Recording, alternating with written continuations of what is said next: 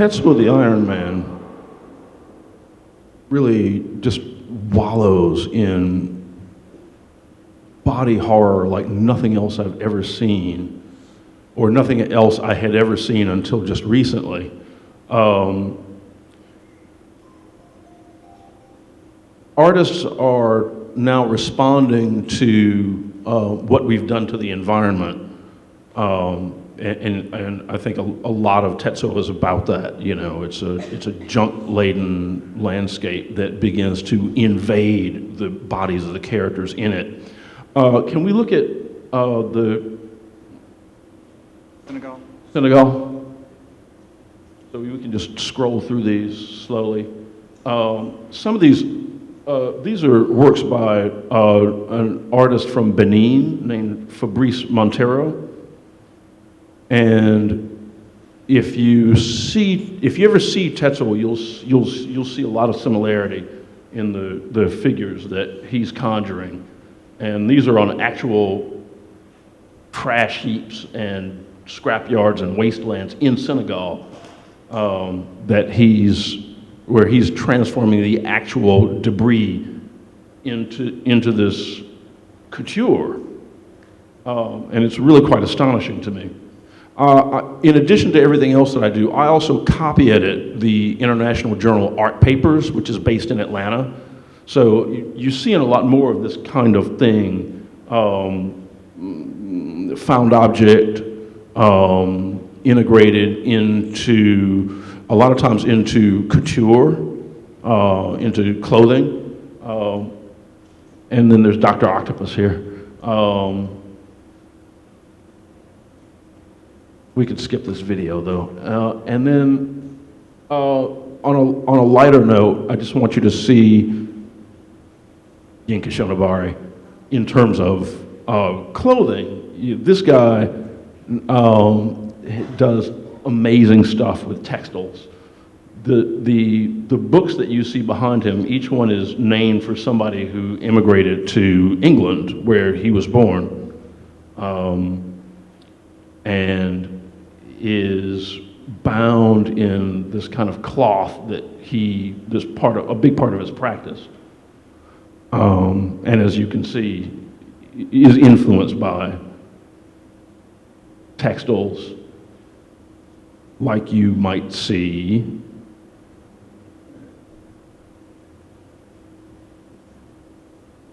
not so much in England. So I'm showing you all this stuff in part to say, if you're not interested in writing, there are other ways of approaching this whole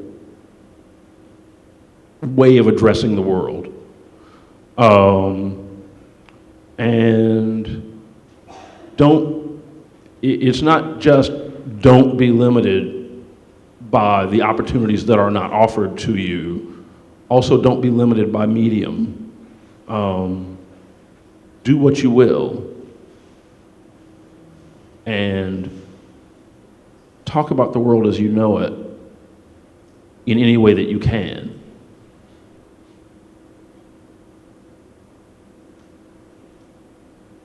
I think I am going to read this fiction after all, and then I'm going to turn it over to Bill. Lisa mentioned the Hugo Award. How many of you know what the Hugo Award is? So this is, there are two big prizes in science fiction given to mostly works of literature, but also to movies, editors, different stuff. The Hugo Award is the one given by readers. The Nebula Award is one given by writers. This story is called The Hugo Victors, Introduction to the First American Edition. Called the Hugo Award in the English-speaking world, the Prix Hugo reigns as global literature's preeminent prize.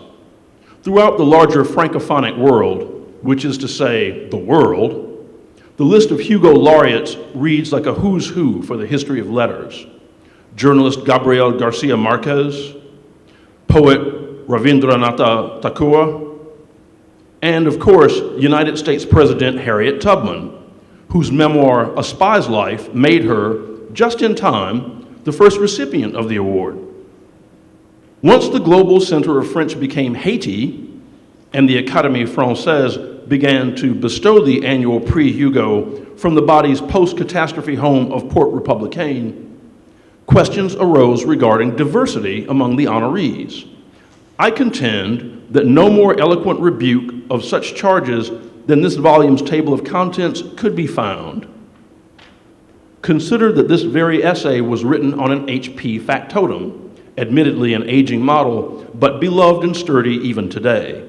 Thus, I would be the last in line to describe cultural contributions by natives to English as picayune, the way that more than one small-spirited lingual chauvinist has done within shamefully recent recall. My own favorite thing in these pages, after all, is the fabled passage from Outsider and Others' View on Computation and Difference Engineering, wherein that most perspicacious and immovable of New Englanders charts what came to be the underpinnings of the intellectronic revolution and the Ariadnet. Lovecraft's own myriad chauvinisms notwithstanding, the man remade modernity. I would be derelict not to call, in the interest of cultural diversity, for every possible step that can be taken to ensure the ongoing health of English. Were I not so proud to be included here, even in such a picayune role, this edition's modest initial print run and too long after the fact appearance would make me shade my face with my hand. Instead, it fans in my soul a spark of hope that this wondrous tongue might not vanish into pale oblivion. And it's signed L. Parrish Crooks, PhD, Port Républicain, 2010. There's an afterword. At the time of his tragic demise, shortly before this book's editorial close, Dr. Crooks held the Victor Hugo Chair of English Studies at Louverture University's campus in New York. His final book, All Eyes on Memes, appeared in 2006. As this volume headed to press, authorities had announced no leads in the investigation of his murder.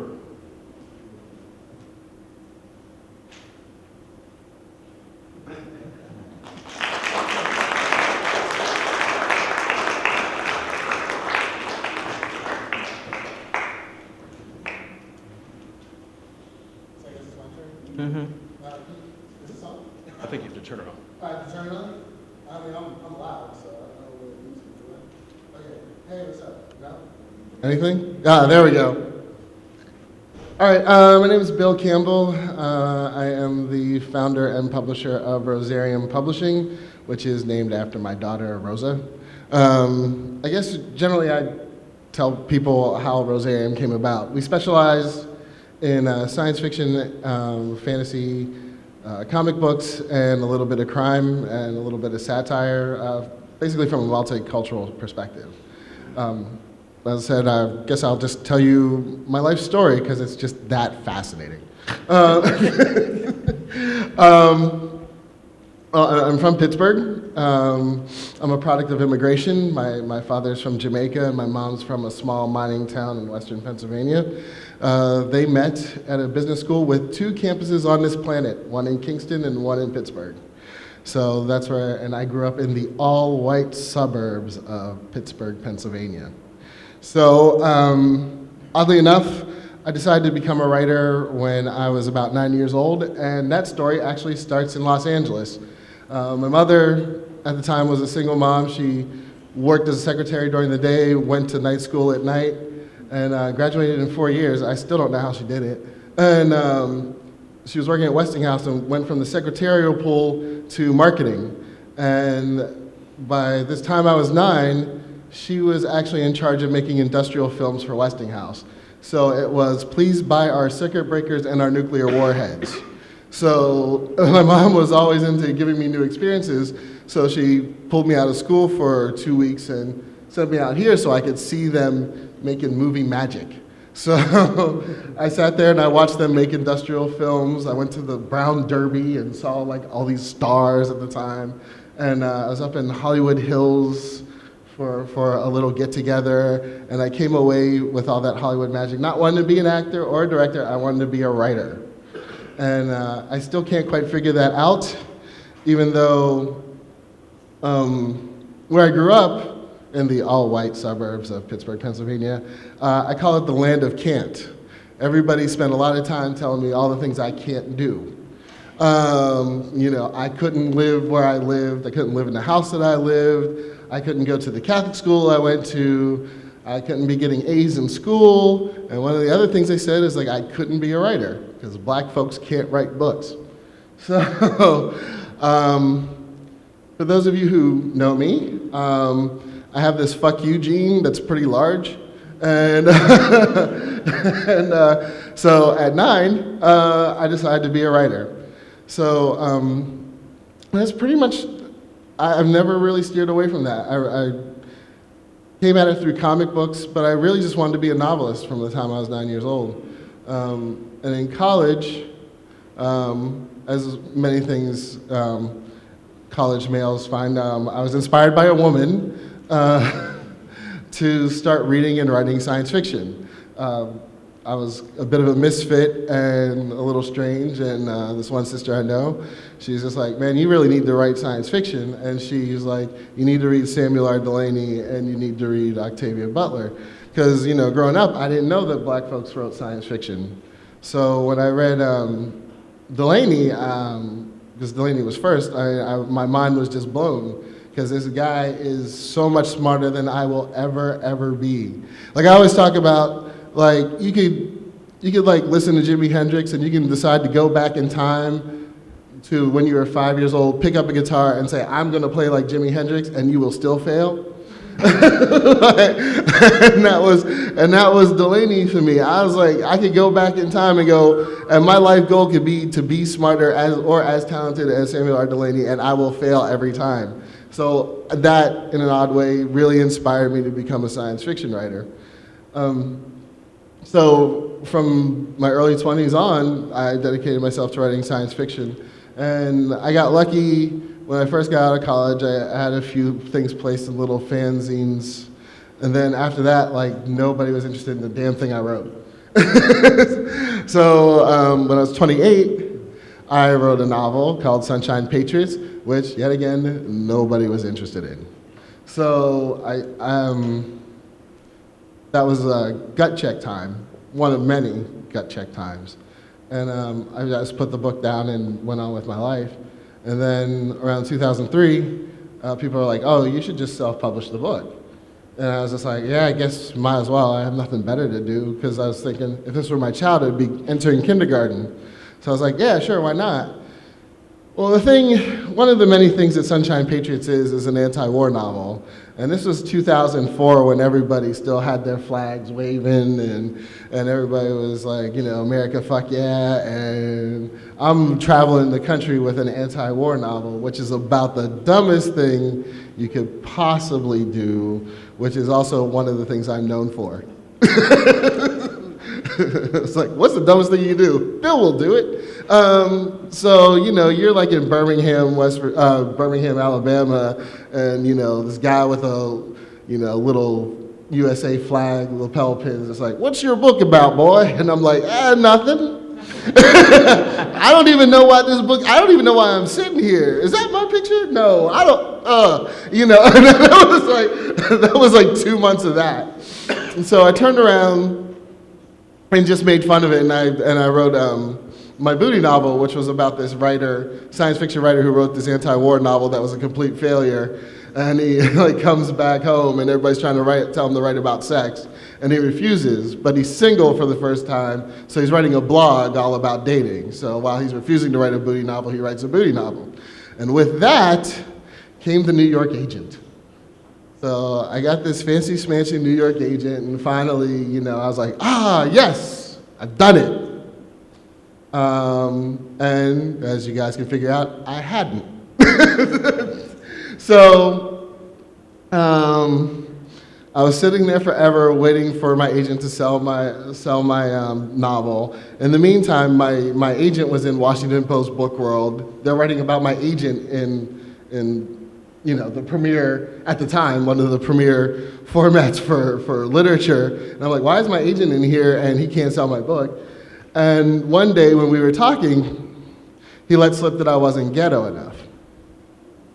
So, you know, and I've heard that before. Being from the all-white suburbs of Pittsburgh, Pennsylvania, I've heard this before, but I was just like, you know, my dad's from Kingston, my mom's from a little mining town. They moved to the suburbs. You know, this is all an accident of birth. You know, one, why are you going to punish me for an accident of birth? Like, I'm sorry, like, I had nothing to do with never being raised in the ghetto. Like, if I would have known that that was, like, the criterion at 10 years old when I decided to be a writer, I'd be like, Mom, let's find the most dangerous ghetto on the planet so I can move here, because one day I'm going to be a writer.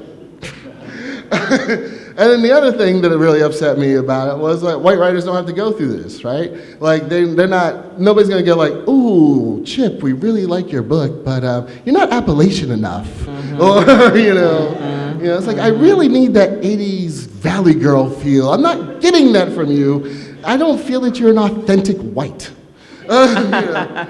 So then I was like, well, okay, y'all, if you really want the ghetto, I'm going to give it to you. And I'm going to give you exactly all the things that you've been saying about us for the last 300 years. I'm going to put it in a book. You can laugh, you can cry, you can be hurt. And that's what Coontown Killing Caper is. You know, it's about all the rappers in Coontown are being killed, and everybody thinks it's vampire crack babies doing the killing. So you just kind of go from there. So basically, it was like yet again, that pesky little fuck you gene came out, and it was like, this was my fuck you to publishing. I was like, and just the entertainment industry in general. I was like, you guys say all this stuff about us all the time, and you ignore the majority of our existences. And you say that because we don't live a life that you imagine for us, that we're not legitimate. And, you know, and you would see, because I produce audiobooks for the blind, like you would see, like at the time, like white people were writing ghetto lit. And I'm like, so these white people's black experience is more legitimate than mine? You know, like how is that possible? And like, yeah, so like a little Jamaican kid who went to Catholic school just never would exist. Like I don't exist. And that's what Coontown happened, and I lost my agent. I'm sorry, I think I technically still have my agent. It's just really weird. For some reason, he doesn't know what my email is, and he doesn't remember my phone number. But I think I might still have it. I gotta check. So I did Coontown, and then I was just, I self-published that along with my Booty novel. I self-published, and one of the weird things that was happening while I was out with Coontown, one, I was getting banned from a lot of places.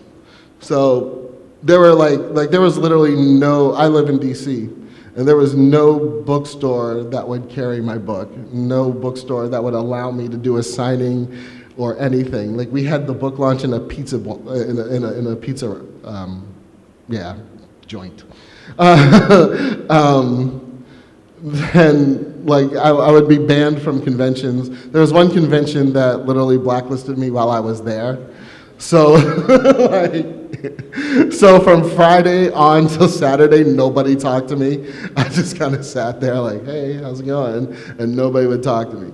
But while that was happening, people started teaching at universities. So, and also my first book, Sunshine Patriots, a grad student hit me up that he started writing his PhD dissertation on my first book. So here I was, selling books out of the trunk of my car, and then I'd have to fly off to Wisconsin and do a lecture about my book, and have to answer all these questions. And I sat up there and said, how can it that I'm not good enough for a publisher, but I'm good enough for academia? And I sat there and I thought, I can't be the only one who goes through this. I like to think that I'm special, just like all of you are special. But I don't think I'm that special. I think that this probably happens to a bunch of people who are producing good things that, because they don't fit certain niches or certain marketing visions that these companies have, that they have to go through this. So that was a large part of how I started Rosarian Publishing, because I was just one of the things I always say, there are a few things that I often say when I'm telling this story. One is that he who controls the narrative holds all the power. So whatever, if they're allowed to say anything about you, which black folks, when you start delving into like your own history in this country, you go like, wow, like they'll just say anything, like, and then just whip our asses. And there has to be a way to take that away. Like that you can you no longer have the power to define me. You no longer have the, to make up the idea of a crack baby so that you can start arresting single mothers or cutting school funding because there's a whole generation of children who will never learn, which is what the crack baby thing was. I mean, that's exactly what happened. They made it up and then they started targeting funding and mothers. You have to take that away. And that was part of, in a very small way, that I thought that this is something that we can do. And then the other thing was, there's this French movie from the 80s called Mother, There's a Man in Your Bed or something like that. And it's about this rich white guy gets framed for a crime, and just through, slapstick happenstance, he ends up hiding out in one of his company's maid's apartment. And she's black and an immigrant and all that stuff. And of course, being a sitcom, they fall in love. And Bell Hooks once said, because what ends up happening is they fall in love and get married, and the rich white guy gives up all his wealth. And she said that the only way that they could actually be in love and have anything that would resemble a relationship of equals was if he gave away all his money and never tried to get it back. And that's sort of the way I was looking at these issues of diversity and multiculturalism. It was sort of like, as long as white corporations control what diversity and multiculturalism is, all it is a marketing scheme. And the only way that we can actually have our culture represent the people who live here is if we control that. Even if it's just a small bit, like that's what you have to do. And so that was pretty much the driving forces behind Rosarium, was that everybody gets to tell their own stories, no matter what it is. And nothing has to be preachy or anything, but you have to tell your own story, and of course, tell it very well. And you have to just keep that in mind that, they keep telling us that there's no market for what we do, that we hardly exist, but when you look at the numbers, there are about 100 million people of color living in this country. We're larger than Germany, and they keep telling us that there's no market for what we do. And it's just like, I'm pretty sure you sell shit to Germany. Like, I don't know, maybe you don't. And that's the way I was just kind of looking at it. And for me, diversity is just that. I mean, it's like a hodgepodge. I don't look for certain people. I don't look for certain stories. I just look for certain things that are done well. Like we have this one book called The End of the World is Rye, and he's white, and his big marketing faux pas was being born Mormon. So he wasn't like the right kind of white. So he couldn't get a publisher. So like we all, in varying degrees, suffer from this whole, corporate culture that runs everything that we listen to, read, and digest. Anyway, that's pretty much it. Because I already got the sign. I only had 5 minutes, but so was that good? All right.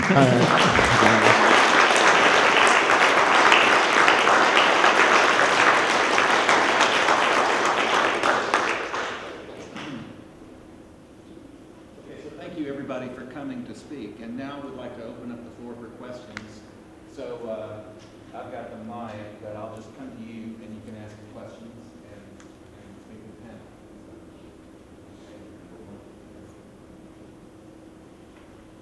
Hi, is this on? Okay, thank you. First and foremost, thank you guys so much. I had no idea, honestly, I don't mean to be offensive, I had no idea that this book even existed until I came here. And I am so thankful that I was given the opportunity to be exposed to this, because I didn't know it existed until now. I would very much like to get into the arts and use the arts to articulate political themes and how I feel, especially experiences growing up. As professional writers, what would you recommend to someone who is trying to get themselves out there, trying to get their art heard, trying to get their voice heard, trying to get their writing heard? What would you recommend? One of the best things for me has been social media and connecting with so many different people. Like literally, I didn't learn about Mothership and Bill until I was on Twitter. And someone said, there's this book coming out, and it's got all these people. And like one of my friends, Carmen Machado, was in that book. You know, we were Clarion classmates. And I had no idea until she sent that tweet out and said, there's this book, Mothership, you need to get it.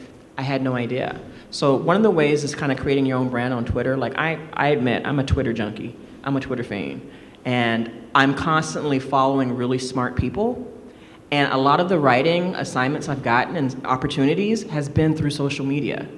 You know, just being myself, people talking and saying, hey, she's smart, what else do you have? And just kind of like connecting that way. So are you on social media a lot or? Okay, are you connecting, are you following people who are doing the same type of things that you're interested in? Okay, because a lot of times the great opportunities that are happening are because of that. A great example will be the Long Hidden book. Long Hidden is a book because it was a conversation on Twitter where someone had said to one of my friends, that said, why is it when we talk about historical science fiction or historical fantasy stuff, we never see the marginalized people? Like, we see everybody else, but I'm sure we were doing some cool stuff too. And basically, it started off as a Kickstarter, and it got funded within days because people wanted to see it. And that's the title of the book, Long Hidden, Speculative Fiction from the Margins of History. And basically, people said, we want to create a product. These are the stories we want to see, and they put it out there, and it just blossomed from there. And one of the things I think is so great about you creating your publishing house is because people are now looking outside regular publishing houses because they realize a lot of the good stuff is coming not from the traditional publishing, it's coming from out there, the DIY, you know, do-it-yourself publishing, kind of like the old school hip-hop. You know, back in the day, we didn't have, I mean, before Rapper's Delight, when we got our tapes and stuff, it's because somebody was outside putting their tape. You like the product? Yeah. And all of a sudden, it got really, really popular. And then guess who started moving in? Corporate America. And now they sell your culture back to you when you were creating it yourself. So I think that spirit is coming back in non-traditional publishing. And a lot of the best writers I've been finding have not been in like the mainstream publishing houses. They've just been folks on Twitter, folks putting their own product out. I mean, a book that you need to grab if you're interested in genre fiction is the new one published by you, which is Jeremy Go's The Sea is Ours, Southeast Asian Steampunk, you know? So if we're creating these platforms to put that work out there because people want to see themselves and see these stories. So use social media and start connecting with people. Go to events like this and start looking at table of contents, get names of people, start finding them on Twitter. That's what I started doing. I would say that one of the most exciting things that are happening today, as Lisa's basically saying, is gatekeepers, the gate isn't as strong as it used to be. And there are new gatekeepers, I guess like me, who pop up out of nowhere, where they're like, who are you? And then submit to you. And so you have a wide panoply of options to go for, and I say go for them all. So it's sort of like you go to like the traditional magazines and sites and submit there, and you hook up with people, and you know sometimes because we do comics too. And in comics it's very much like you have to do it yourself first. Like that's the only way you would ever get hired in comics is if we can see that you have produced comics yourself. So there are all kinds of different ways that you can do it. There's no one way of doing anything. And that's anymore. what's so scary to Oh, see, I love corporation. They scared now. It's I love like, it. you don't need us anymore? I mean, Yeah. with music, you can put your own music, stream your own stuff, do your own thing, and get it out there. But I say just exhaust every kind of, and as I said, like I got really lucky when I was like 22. I sold like a bunch of stuff, and then I didn't sell anything after that. And you just have to be prepared for that.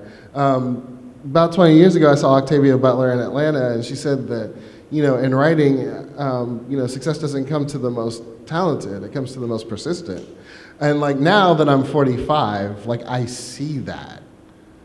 Like Sunshine Patriots is a book that never really sold, but like the longer I stick around, the more attention that thing gets. because, I was like, yeah, he's not going anywhere. I guess I'll finally read it. Shit.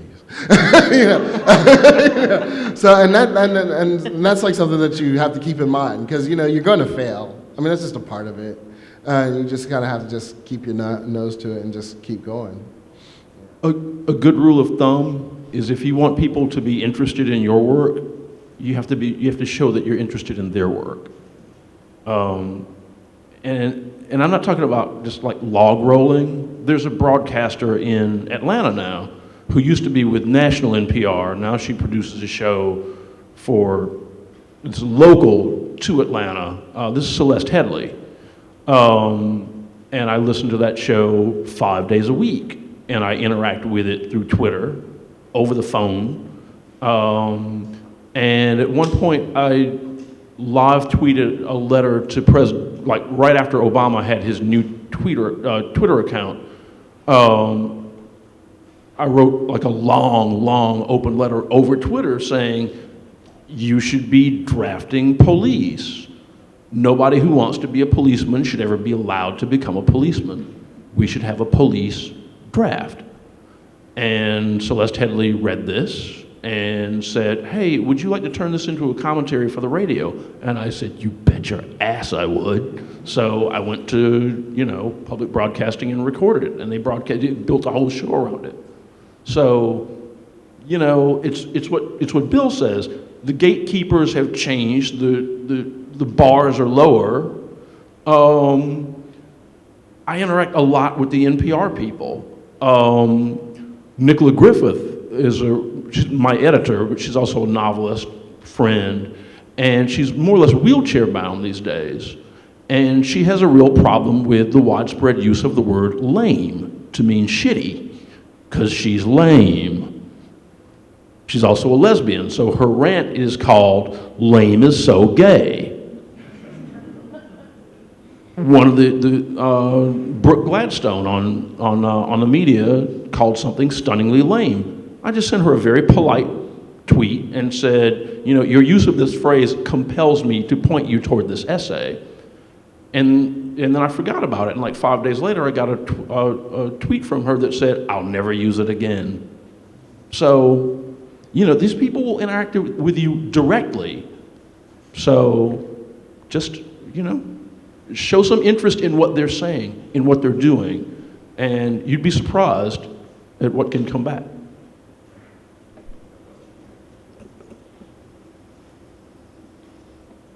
I have a question. Do you guys use a certain format for your writing style, or do you just write from the heart? Oh, I have to outline. My process is I have to know the ending first, and then I have to know the very perfect first sentence to get into the story to get me in, and then I have to outline. I outline from backwards to forward. That way there's no gaps in between, so the story is nice and tight. That comes from me being a screenwriter too, but it works really well for me in my short stories, especially those of you who write short stories that tend to get a little long and turn to novels and you didn't mean to become a novel. If you outline it, it really, really helps to cut out the extraneous stuff. Now, there are a lot of people I know who can just sit down and write it straight through. I'm not that person, because I need to have it organized. I need to know where I'm going to end up at the end of that story. That's just my personal process. A lot of times, I write a lot of poetry.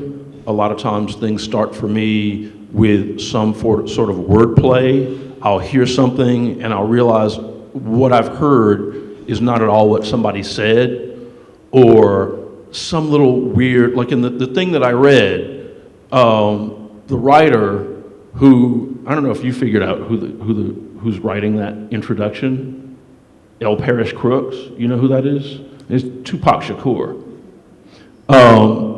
And it really started as kind of a joke, like, who knows who H.P. Lovecraft was? So when he's writing here about the fact he's composing this on a computer that's an HP factotum, that's not a Hewlett Packard, that's a Howard Phillips. It's a machine that Lovecraft's company puts out. And so that was the joke. I was like, wow, what would a world be like where H.P. Lovecraft was like, started the personal computer industry.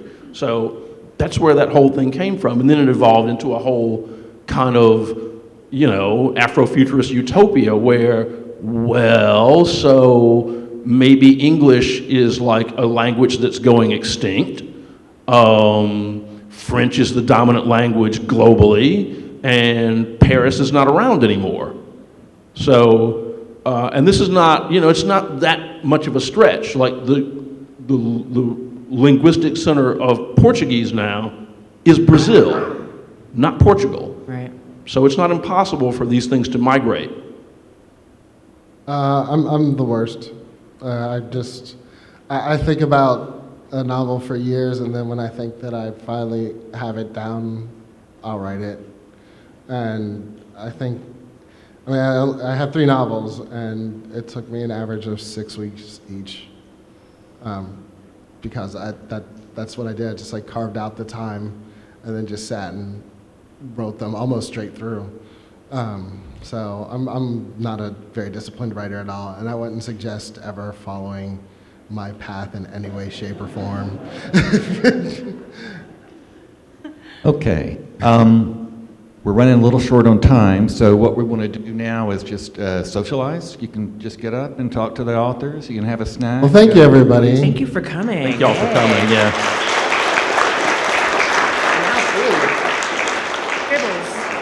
I would be remiss if I didn't also thank Shamika Simpson for doing the publicity for this. Really made it happen, so thanks, Shamika. Have a nice day. Thank you.